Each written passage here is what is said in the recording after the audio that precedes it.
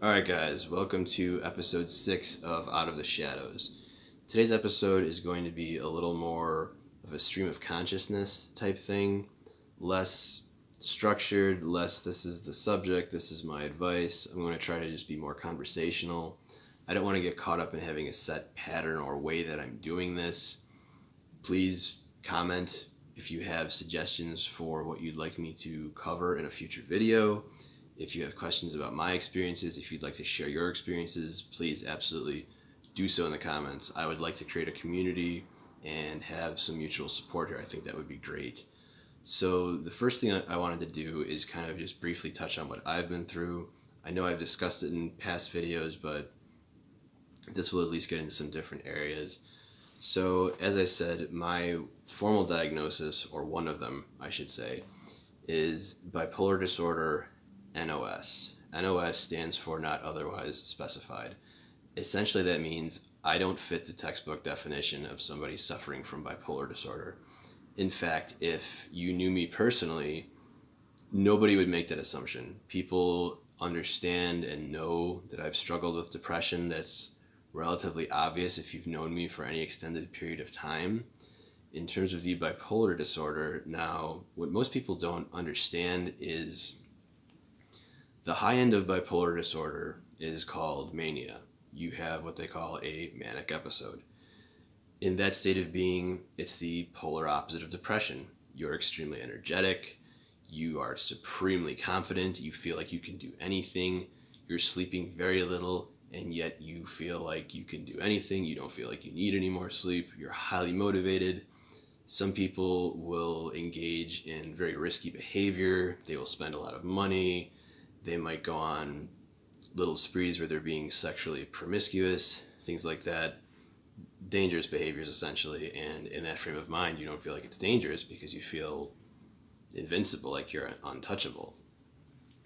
And like I said, it's only ever happened to me twice. I've only ever been on the high end of the bipolar spectrum 2 times in my life. And if you're an individual who experiences bipolar disorder in the traditional sense, people with bipolar disorder will cycle. They go through the highs and they hit the lows, and the highs and the lows. There will be some levels of stability even if they're not seeking treatment, generally, from what I understand.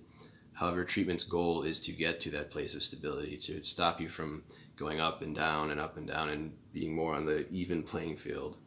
Obviously, you want to experience emotions. You don't want to be numb. So there's going to be, it's not a flat line. There are hills and valleys and that kind of thing, but you're experiencing life on a more normal basis, for lack of a better term than that.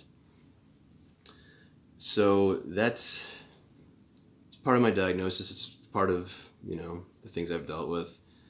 For me, talk therapy has been huge. Medication in my instance, as I've said before, has been necessary.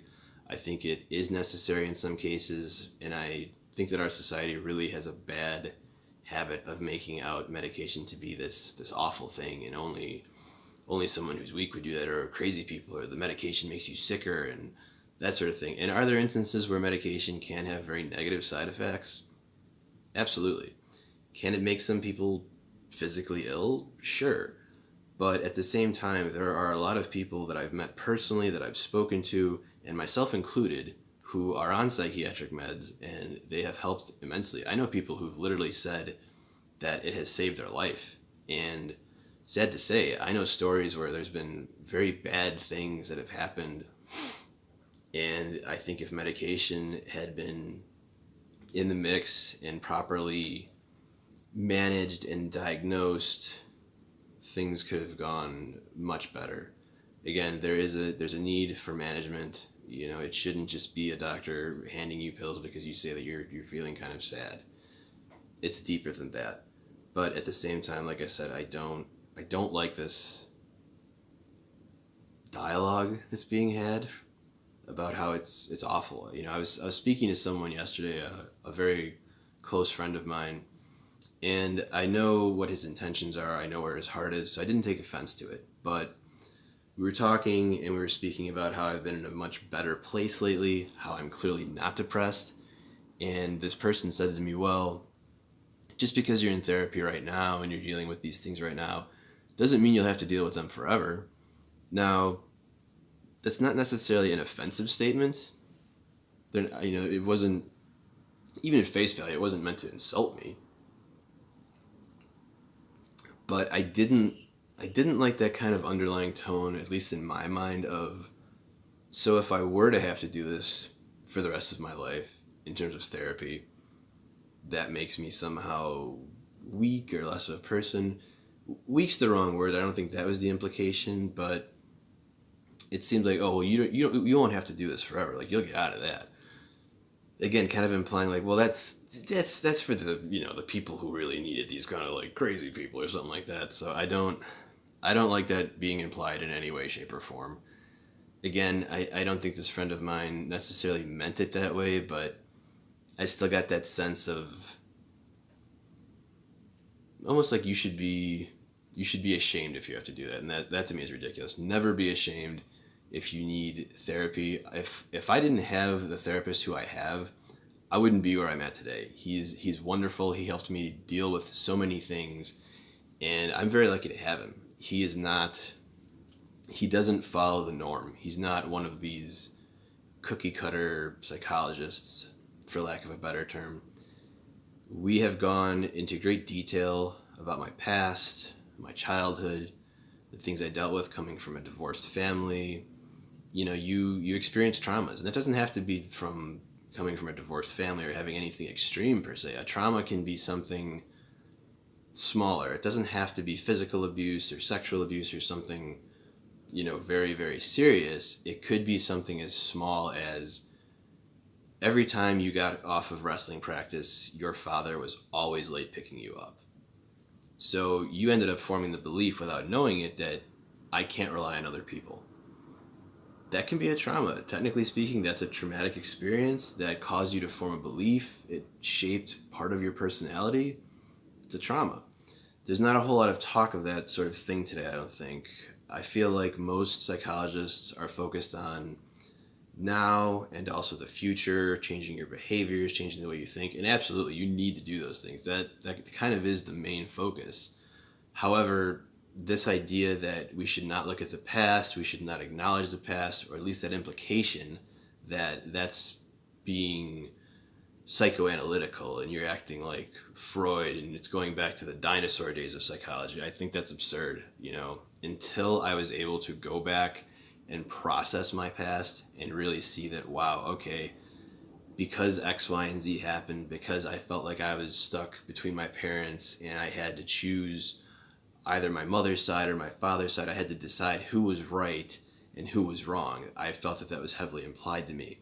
It's a very scary place for a child to be, to get caught up into this thought process of, oh my God, if I don't choose one of these people, something bad is going to happen. If I don't show, my father that I'm on his side, he's not going to love me. If mom thinks that I'm okay with dad or whatever, like, you have this fear of not being loved. And a child needs to be loved, nurtured, raised. Those are horrible things. But the point of that story and all of that rambling is that you need to explore the things that have happened in the past sometimes. You need to go back and you're able to see why, like, how do these dots connect? So for me, my fear of not being loved, I think, really translated into my social anxiety. I was so concerned with what everybody else thought of me, this need for approval. That's kind of where it started. And for me, having that realization, I was able to get to places where I was like, wow, okay, so that was something that happened to me. This isn't necessarily reality. This is a belief that I formed based out of fear and survival, in a sense.